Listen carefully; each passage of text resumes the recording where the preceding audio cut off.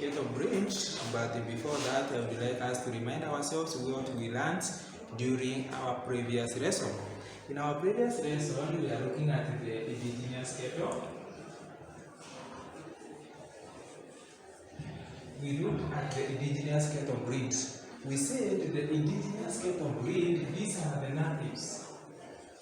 The natives, or else we can call them the locals. And these cattle, we said that they are not classified as a breed. We said they are not classified as a breed. And the reason as to why they are not classified as a breed is that they have variations, or their breeding pattern overlaps within a year or the other. That means they don't have a regular breeding pattern. We also looked at the characteristics.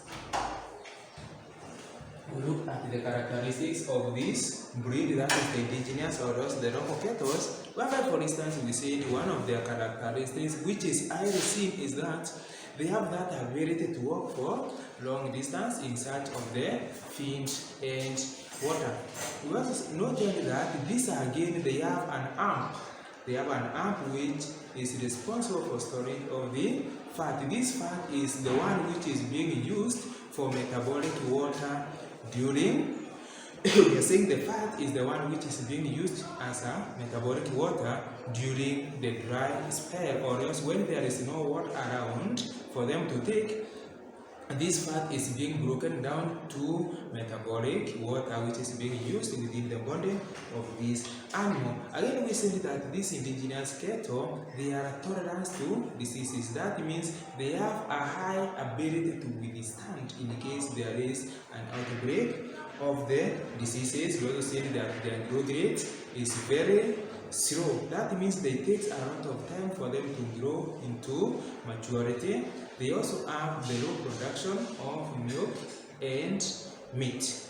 That is some of what we looked during our previous lesson, and today I would like us to look at the exotic cattle breed. The exotic cattle breed, generally, these are not the improved cattle breed, and to note is that these are not the natives, but they were imported.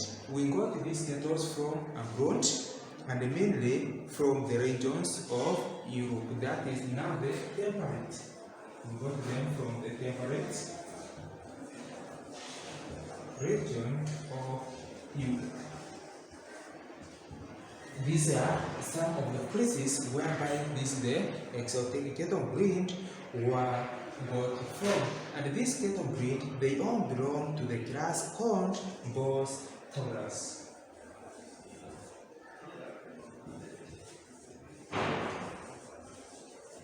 The Bos taurus, this is the class of these cattle. That is not what? The exotic cattle breed. Remember, previously we said that the indigenous, they belong to the class of what?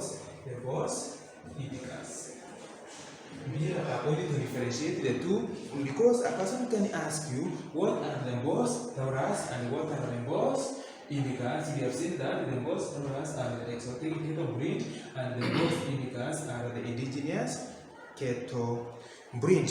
Now we look at the distinguishing features, or else the characteristics of the exotic cattle breed.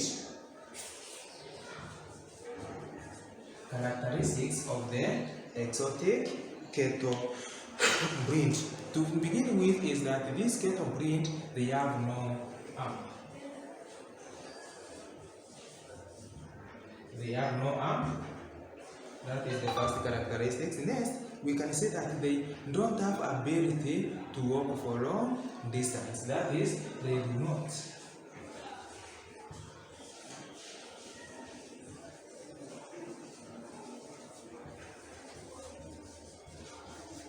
They do not walk for long distance. This is because you realize that many of these cattle that is now in the category of the exotic, they are being reared on a zero grazing unit, whereby it is up to the farmer to go and look for both feed and water, and then bring them to these cattle in their zero units. Mainly, look for an example, a cattle like the Frisian or even the Jersey. They are being reared within a zero grazing unit, and they are being fed from that point. Therefore, this confirms the reason as to why these animals or these livestock don't need to walk for long distances. Listen, the others, they walk for long distance so that they can look for both feed and water.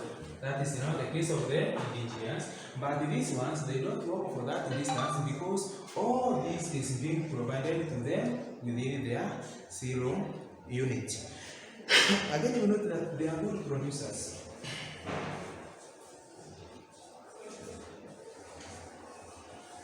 That means the production of milk and meat, the production of milk and meat in these cattle is very high. Take a case like a livestock like the Frisian, it can produce a lot of milk within a day. Take these others, mainly the beef cattle, they have that ability to produce a lot of meat. And the other characteristics is that they are highly susceptible.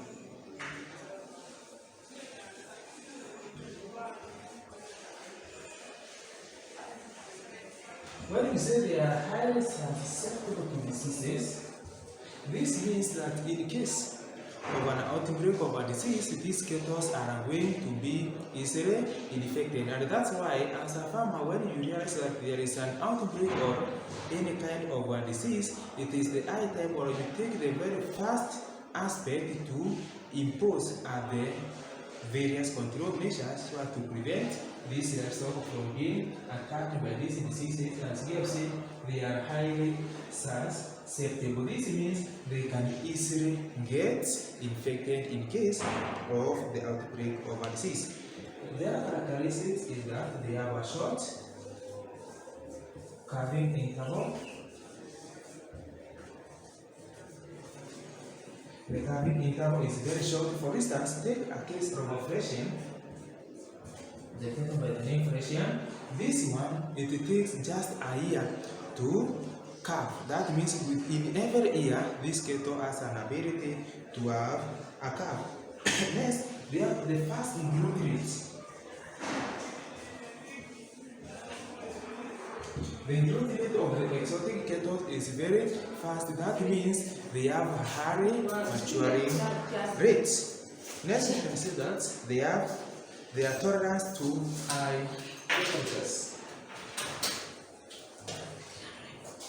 Their tolerance to high temperatures. That means these cattle, they cannot tolerate the temperatures when they are very high, and that's why you find that many of them are being kept under a shade or in a livestock structure whereby there is shade, in that the penetration of the sun rays is very low.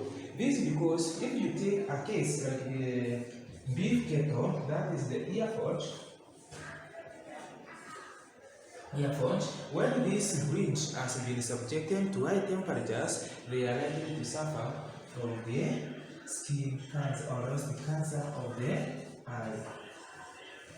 The cancer of the eye. Therefore, this breed should not be kept in high temperatures. And many others, especially the ones with black color of the coat. Now, after looking at the characteristics of the exotic breed, I would like us to make differences for us. What is the difference in the two with respect to their characteristics?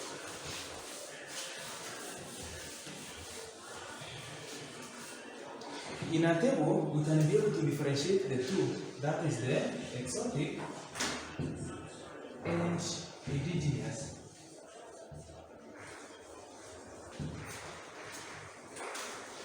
Note that we said the exotic cattle, these are the boss, whereas the indigenous are the boss indicas.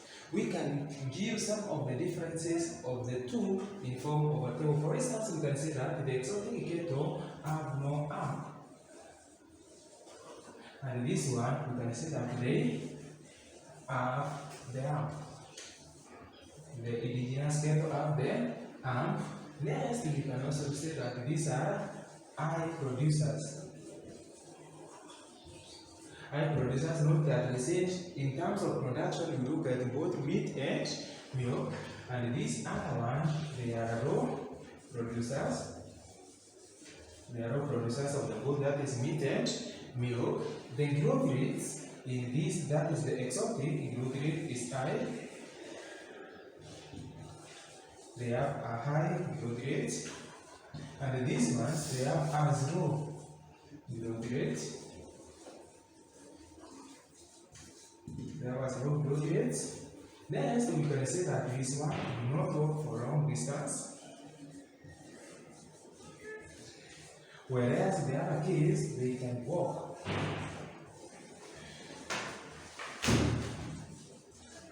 They can walk for a long distance. This is just a brief summary in terms of the differences between the two breeds, that is the indigenous and also the what?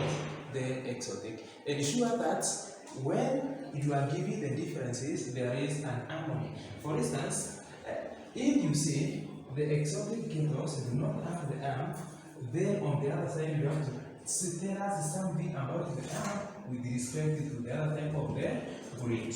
That is, these ones, they have no arm and the other ones have the arm. They are high producers of both meat and milk. The other ones, they are low producers of both meat and milk. Okay, next, we briefly introduce, though we shall look at it during our next lesson, that is the groups of exotic cattle breeds. Groups of exotic cattle breeds. Groups of the exotic cattle breed. They are divided into three categories, that is the dairy cattle, beef cattle, and also the dual purpose cattle. That is what we shall be looking at during our next lesson. Thank you for being attentive during the lesson.